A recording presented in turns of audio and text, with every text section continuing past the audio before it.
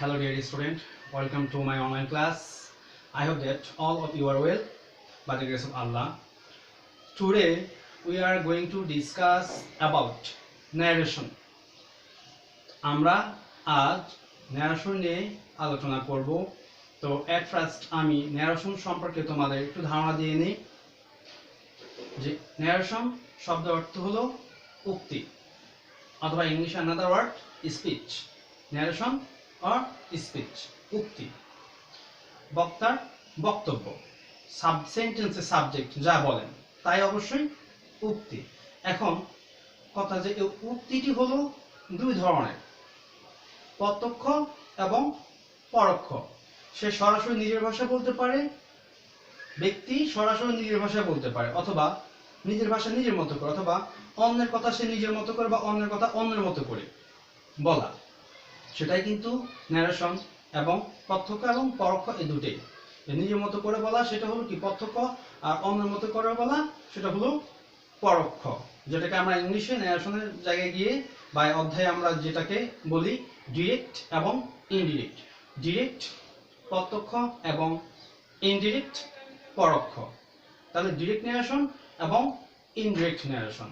তো আমরা সচরাচর বলতে ক্লাস 9-10 এর জন্য ডিরেক্ট থেকে ইনডিরেক্ট করে থাকি, আর যখন আমরা হায়ার লেভেলে যাব বা ইন্টারে বা ফার্স্ট ইয়ার সেকেন্ড ইয়ার যাবো, ইন্টারের ক্ষেত্রে অন্যান্য ক্লাসে যাব, তখন সেটা কিন্তু ভাইস ভার্সা করা হয়, অর্থাৎ ডিরেক্ট থেকে ইনডিরেক্ট অথবা ইনডিরেক্ট থেকে ডিরেক্টে রূপান্তর করতে হয়। তো আমাদের 9-10 ক্লাসের জন্য শুধু ডিরেক্ট থেকে ইনডিরেক্ট করতে হয়, প্রত্যক্ষ থেকে পরোক্ষ করতে হয়। তো ন্যারেশন, এবার আমরা ন্যারেশনের মূল আলোচনায় যাই। যে ন্যারেশন করার জন্য তোমাদেরকে অবশ্যই টেন্সটাকে আয়ত্তে নিয়ে আসতে হবে। টেন্স তোমরা যত ভালো পারবে ন্যারেশনটা তত ভালো পারবে এবং তত সুন্দরভাবে তোমরা বুঝতে পারবে, কারণ প্রতিটা ন্যারেশনের প্রতিটা লাইন টেন্স ভিত্তিক। টেন্স ছাড়া কিন্তু ন্যারেশন লাইনগুলো হয় না।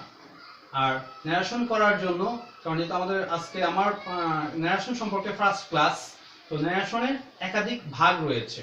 তো প্রথমত আমরা বুঝে নিব যে ন্যারেশন দুই প্রকার, ডিরেক্ট ন্যারেশন, ইনডিরেক্ট ন্যারেশন।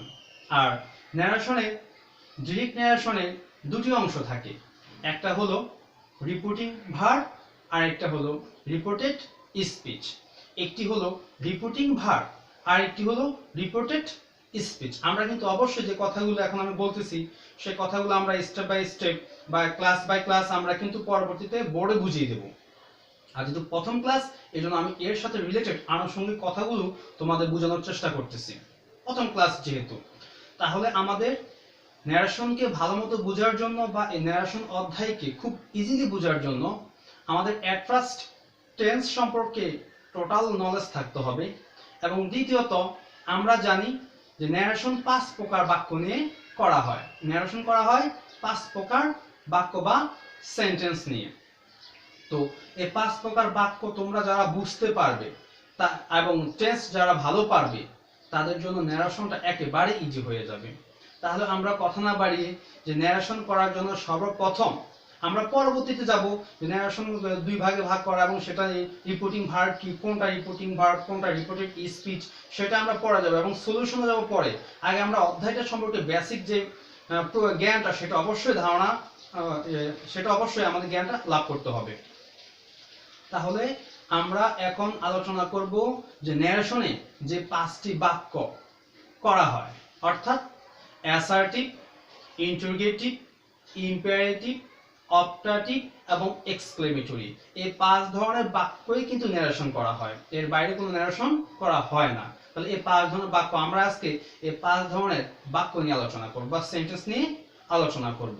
তো আমরা লেখা শুরু করি, তোমরা মনোযোগ দিয়ে ফলো করো এবং বোঝার চেষ্টা করবে যে এই 5 প্রকার বাক্য কি। কারণ যদি তোমরা 5 প্রকার বাক্য ভালো মতো না বোঝো, এই 5 প্রকারের সেন্টেন্স যদি ভালো মতো তোমরা না বোঝো, তাহলে তোমরা রিপোর্টিং স্পিচে কোন টেন্স রয়েছে বা কোন বাক্যটা রয়েছে অর্থভেদে সেটা তোমরা বুঝতে পারবে না।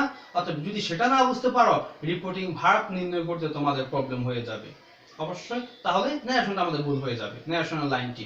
অর্থাৎ ন্যারেশনাল লাইনটা বা ন্যারেশন রিপোর্টিং স্পিচটা বোঝার জন্য কোন লাইনটা রয়েছে এটা বোঝার জন্য আমাদের 5 প্রকার বাক্যকে স্ট্রংলি জানতে হবে। তো আমরা 5 প্রকার বাক্য লেখা শুরু করলাম। অবশ্যই তোমরা সবাই মনোযোগ সহকারে বোঝার চেষ্টা করবে। আমি লিখে নেই আমাদের আজকের টপিকটা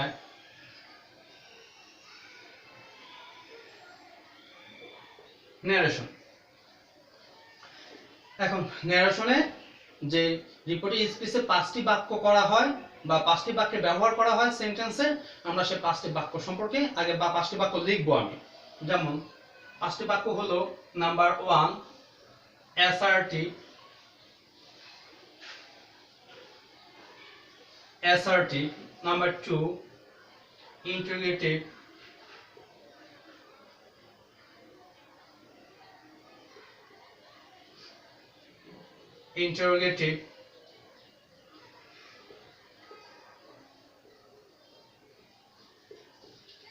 imperative,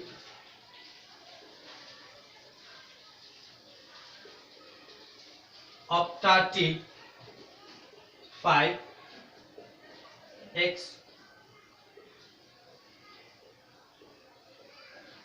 exclamatory। তাহলে আমরা ন্যারেশন যে 5টি বাক্য থেকে করা হয়, রিপোর্টিং স্পিচে যে 5টি বাক্য, যে 5 প্রকারের সেন্টেন্স থাকে, আমরা সেগুলো বোর্ডে লিখলাম। কারণ এগুলো ছাড়া কিন্তু ন্যারেশন বোঝা সম্ভব না। ন্যারেশন এই 5টি বাক্য ছাড়া বোঝা সম্ভব না। এই 5টি বাক্য তোমরা যদি স্পষ্ট করে বা ভালো করে বুঝতে পারো, তাহলে তোমাদের দ্বারা ন্যারেশন করা খুব ইজি হয়ে যাবে। আর এই 5টি বাক্যের পরে আমাদের আরেকটি কাজ হলো যে টেন্স সম্পর্কে খুব ভালো ধারণা থাকা। তো আমি পূর্ববর্তী ক্লাসে, অবশ্য তোমরা অনলাইন থেকে দেখে নেবে, যে আমি খুব ইজি ভাবে, আমার বিশ্বাস যে আমি খুব ইজি ভাবে তোমাদেরকে টেন্সটা বুঝিয়ে দিয়েছি। সেটা আমার অনলাইন ক্লাসে তুমি হয়তো বা ক্লাস 13 বা 14 নাম্বারে বা 12 থেকে 16 ভিতরে তোমরা টেন্সটা অবশ্যই পাবে, হয়তো তার আগেও থাকতে পারে, এর ভিতরে তোমরা পেয়ে যাবে। আর সেখান থেকে তোমরা টেন্সটাকে ভালো করে দেখে তারপর আমার ন্যারেশনের ক্লাসটা তোমরা বোঝার চেষ্টা করবে। তো আমি স্টেপ বাই স্টেপ আগে ন্যারেশনের বেসিক যে অধ্যায়গুলো রয়েছে বা পার্টগুলো রয়েছে, আগে এগুলো বুঝিয়ে দিয়ে তারপর যখন আমরা ন্যারেশনের মূল কাজে চলে যাব, তখন দেখবে তোমাদের জন্য ন্যারেশনটা অনেকটা ইজি হয়ে যাবে, একেবারে ইজি হয়ে যাবে। এই অধ্যায়ে তোমাদের ভীতিটা থাকবে না। আমি আশা করি তোমরা অবশ্যই বুঝতে পারবে। আর প্রতিটা ক্লাস অবশ্যই তোমরা দেখার চেষ্টা করবে, দেখে কমেন্টস করার চেষ্টা করবে। তাহলে আমরা ন্যারেশনের রিপোর্টেড স্পিচে আমরা অবশ্যই একটু বলেছি আমি যে ন্যারেশনের দুটি অংশ থাকে। ডিরেক্ট ন্যারেশনের দুটি অংশ থাকে। ডিরেক্ট ন্যারেশনের প্রথম কমার আগে অংশটুকুকে বলা হয় রিপোর্টিং ভার্ব, অর্থাৎ বক্তা বা সাবজেক্ট যে ভার্বটা দিয়ে, যে ওয়ার্ডটা দিয়ে তার কথা বলা বা কাজটি শুরু করেন, সেটা হলো রিপোর্টিং ভার্ব। আর ইনভার্টেড কমার ভিতরে ডিরেক্ট ন্যারেশনে ইনভার্টেড কমার ভিতরে সাবজেক্ট যা বলে থাকেন তাই রিপোর্টেড স্পিচ। তো ওই রিপোর্টেড স্পিচটাই হয় এই 5 প্রকারের বাক্য দিয়ে। ইনভার্টেড কমার ভিতরে, আমি আবার রিপিট করি বোঝার জন্য, ইনভার্টেড কমার ভিতরে যে 5 প্রকারের বাক্য থাকবে বা সেন্টেন্স অবস্থান করবে, যেগুলোকে তোমরা রিপোর্টিং ভার্ব অনুসারে পরিবর্তন করবে, সেগুলো হলো এই 5 প্রকারের বাক্য। তাহলে ইনভার্টেড কমার ভিতরে বা রিপোর্টেড স্পিচের ভিতরে যে 5 প্রকারের বাক্য বা সেন্টেন্স থাকবে, সেগুলো হলো number 1 assertive, 2 interrogative, number 3 imperative, number 4 optative and number 5 exclamatory. আমি স্টেপ বাই স্টেপ তোমাদের ব্যাখ্যা করে বুঝিয়ে দিব এই 5টা বাক্য সম্পর্কে। আর আমার ধারণা যাদের আমি ক্লাস বা ন্যারেশন করিয়েছি স্কুলে, অবশ্যই তোমাদের এইভাবে আমি অবশ্যই এসে সুন্দর মতো বোঝানোর চেষ্টা করেছি। তোমরা হয়তো অনেকেই আমার এই পড়াটা অনেকে জানো, আর যারা জানো না অথবা যারা পড়েছো বা যারা ক্লাস করেছো, তারাও আবার সুন্দর মতো রিপিট করে এবং বোঝার চেষ্টা করবে।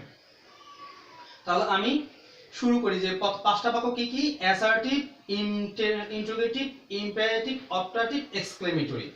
এই 5টি বাক্য দিয়ে ন্যারেশন করা হয়। এই 5টি বাক্য দিয়ে আমাদের ন্যারেশন করা হয় এবং এই 5টি বাক্যের লাইনগুলো থাকবে ডিরেক্ট ন্যারেশনের ইনভার্টেড কমার ভিতরে, যাকে বলা হয় রিপোর্টেড স্পিচ। আশা করি বুঝতে পেরেছো। তাহলে আমরা পর step by step, one by one আমরা আলোচনা করব। এখন আমরা ফার্স্ট অ্যাসার্টিভ সেন্টেন্স। এই যে অ্যাসার্টিভ সেন্টেন্স, অ্যাসার্টিভ অর্থ কি? বিবৃতিমূলক বা ব্যাখ্যামূলক। আর ন্যারেশনে সবচেয়ে বেশি ব্যবহার করা হয় অ্যাসার্টিভ, ইম্পারেটিভ, তারপরে এক্সক্লেমেটরি, এই তিনটা সবচেয়ে বেশি ব্যবহার করা হয়। আর বাকি অপটাটিভ বা তারপরে ইন্ট্রোগেটিভ ব্যবহার করা হয়। অ্যাসার্টিভ, ইন্ট্রোগেটিভ, তারপরে এক্সক্লেমেটরি আর ইম্পারেটিভ, অপটাটিভ একটু কম ব্যবহার করা হয়। তারপর কিন্তু আমাদের জানার জন্য বা বোঝার জন্য আমরা সবগুলো অবশ্যই করব। তাহলে আমরা প্রথম অ্যাসার্টিভ নিয়ে আলোচনা করব। আর অ্যাসার্টিভ কি? যে বাক্যটি দ্বারা সাধারণভাবে কোনো বক্তার কার্যাবলীকে ব্যাখ্যা দেওয়া হয় বা বিবৃতি প্রদান করা হয় তাকে অ্যাসার্টিভ সেন্টেন্স বলে। যেমন we are going to school অথবা they are working in the field. Assertive sentence এগুলো। অ্যাসার্টিভ সেন্টেন্স আবার দুই ভাগে ভাগ করা হয়, অ্যাফার্মেটিভ, নেগেটিভ। যাক আমরা সেদিকে না গিয়ে আমরা ন্যারেশনের দিকে থাকি। তো অ্যাসার্টিভ সেন্টেন্স স্বাভাবিকভাবে কোনো বিবৃতি বা ব্যাখ্যা প্রদান করা, আমরা যা করি সচরাচর দৈনন্দিনভাবে, এগুলোই হলো অ্যাসার্টিভ সেন্টেন্সের অন্তর্ভুক্ত। অ্যাসার্টিভ সেন্টেন্স যেমন আমি এক্সাম্পল দিই, এক্সাম্পল দিয়ে, যেমন they work hard, one kind of assertive sentence. তারপরে we are reading a book, assertive sentence. তো he reads a book, assertive sentence। তারপরে শাহানা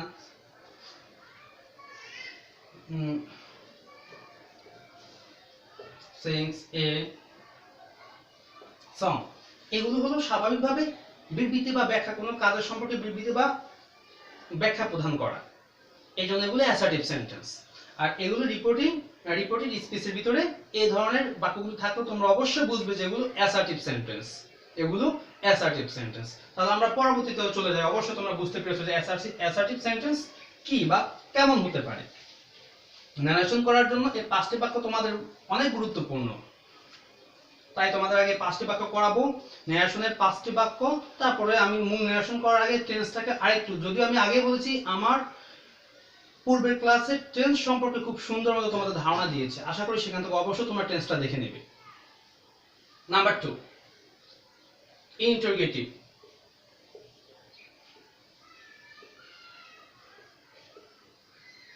ইন্টারোগেটিভ ইন্টারোগেটিভ সেন্টেন্স, এটা থেকে আমরা অবশ্যই বুঝতে পারি যে ইন্টারোগেটিভ সেন্টেন্সটা হলো প্রশ্ন করা, প্রশ্নবোধক বাক্য। ইন্টারোগেটিভ সেন্টেন্স প্রশ্নবোধক বাক্য, ইন্টারোগেটিভ সেন্টেন্স প্রশ্নবোধক বাক্য। তাহলে এটা দিয়ে সচরাচর আমরা বুঝে থাকি যে রিপোর্টেড স্পিচের ভিতরে যদি কোনো কোশ্চেন করা হয় বা কাউকে কোনো প্রশ্ন করা হয়, তাহলে সেটা নির্দ্বিধায় নিঃসন্দেহে ইন্টারোগেটিভ সেন্টেন্স বা প্রশ্নবোধক বাক্য। তাহলে সেটা অবশ্যই আমরা বুঝতে পেরেছি। যাক, তাহলে এখন আমরা কয়েকটা প্রশ্ন, যেমন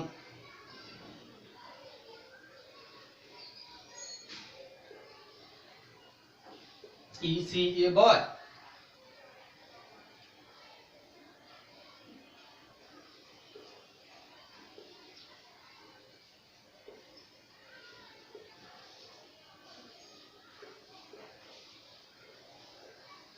Has he done this work? Has he done this work? Question.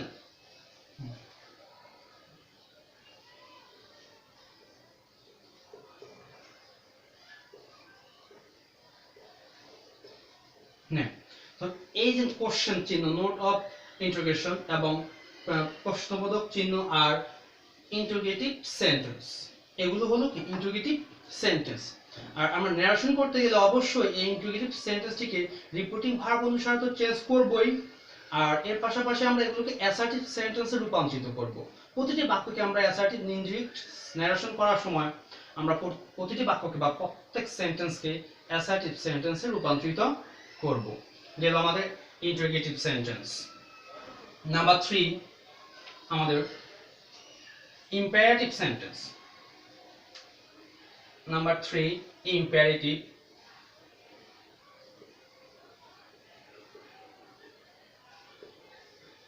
Imperative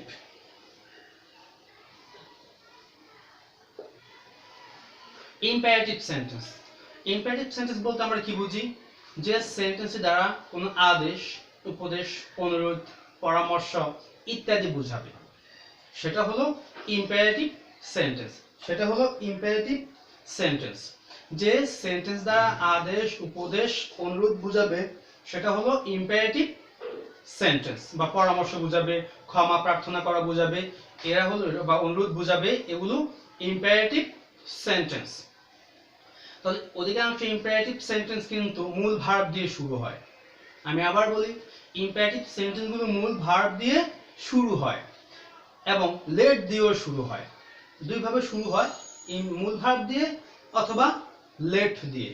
মূল ভার্ব আবার নেগেটিভ ভাবে ডু নট দিয়ে শুরু হয়, সেটা নেগেটিভের ক্ষেত্রে। তো আমাদের ডু নট, তারপর লেট এবং মূল ভার্ব, মেইন ভার্ব দিয়ে শুরু হয়। আমরা এক্সাম্পলের মাধ্যমে বোঝানোর চেষ্টা করি। যেমন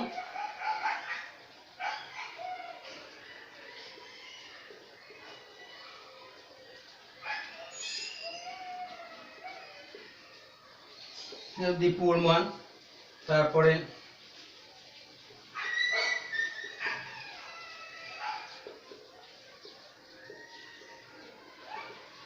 disturb him নেগেটিভের ক্ষেত্রে, এরপরে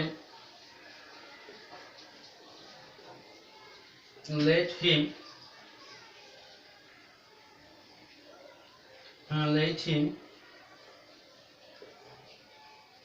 this work।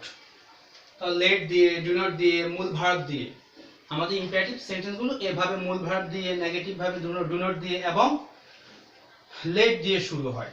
তাহলে এভাবে আমরা যদি পাই তাহলে অবশ্যই বুঝতে হবে এগুলো ইম্পারেটিভ সেন্টেন্স, এগুলো ইম্পারেটিভ সেন্টেন্স। আর এই লাইনগুলো কিভাবে পরিবর্তন হবে সেটা আমরা ন্যারেশনে গেলে তখন শুরু করব। আমি কিন্তু এখন মূল ন্যারেশন শুরু করিনি। ন্যারেশনে যে 5টি বাক্য করা হয় ইন রিপোর্টেড স্পিচের ভিতরে, সে 5টি বাক্য আগে তোমাদেরকে ভালো মতো বোঝানোর চেষ্টা করতেছি, তারপর আমরা ন্যারেশনে গিয়ে বিস্তারিতভাবে সুন্দর মতো তোমাদের বোঝানোর চেষ্টা করব যে ন্যারেশন কিভাবে করতে হয়, খুব সহজ করে। এই গেল ইম্পারেটিভ সেন্টেন্স আমাদের। আজকে আমরা এই 5টি সম্পর্কে আলোচনা করব। Number 4, optative sentence.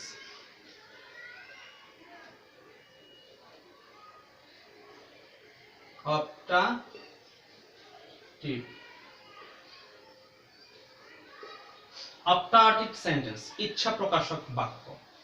অপটাটিভ সেন্টেন্সে ইচ্ছা প্রকাশক বাক্য, অর্থাৎ মে দিয়ে, এটা অধিকাংশ ক্ষেত্রে বা মূলত অপটাটিভ সেন্টেন্স মে দ্বারা শুরু হয়। অপটাটিভ সেন্টেন্স মে দ্বারা, অর্থাৎ মে দ্বারা যে সেন্টেন্সটি বা যে বাক্যটি শুরু হবে সেটা অবশ্যই তোমরা বুঝে নিবে এটা অপটাটিভ সেন্টেন্স। এটা অর্থাৎ মনের ভাব বা আকাঙ্ক্ষা বা বাসনা ইত্যাদি বোঝানোর জন্য অপটাটিভ সেন্টেন্স প্রকাশ বলা হয় বা অপটাটিভ সেন্টেন্স দিয়ে বোঝানো হয়। যেমন আমরা মে দিয়ে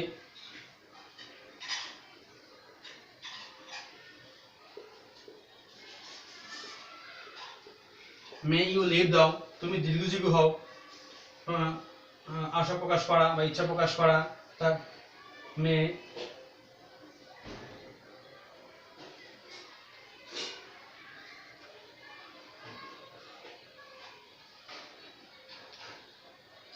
you get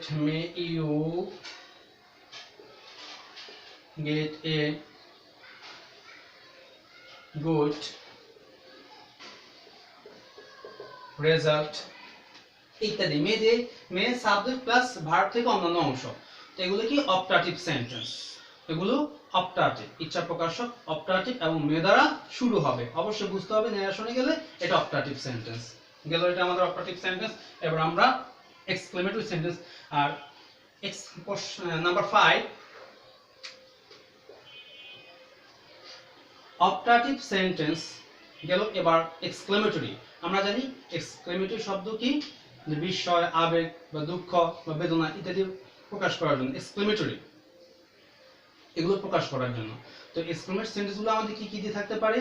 ওয়ার্ডগুলো দিয়ে থাকতে পারে, হোয়াট দিয়ে থাকতে পারে, হাউ দিয়ে থাকতে পারে, হুররে, এক্সক্লেমেশন ওয়ার্ড দিয়ে থাকতে পারে, হুররে, তো ওয়াও, তো ও, এই ওয়ার্ডগুলো দিয়ে থাকতে পারে, অথবা হোয়াট বা হাউ দিয়ে শুরু হতে পারে। তাহলে হোয়াট বা হাউ দিয়ে শুরু হলে বা ওই শব্দগুলো যেমন হুররে অথবা alas, alas he has lost his father. Alas এই বাক্যটা কি এক্সক্লেমেটরি সেন্টেন্স। এটা কি এক্সক্লেমেটরি এক্সক্লেমেশন ওয়ার্ড দিয়ে শুরু হতে পারে। তাহলে এই ধরনের সেন্টেন্স থেকে আমরা অবশ্যই বুঝবো এটা এক্সক্লেমেটরি সেন্টেন্স। এবার আমরা চলে যাব হোয়াট বা হাউ দিয়ে যদি শুরু হয়, যেমন হোয়াট দিয়ে শুরু হলে what a nice bird it is, এই যে সবার শেষে থাকবে নোট অফ এক্সক্লেমেশন।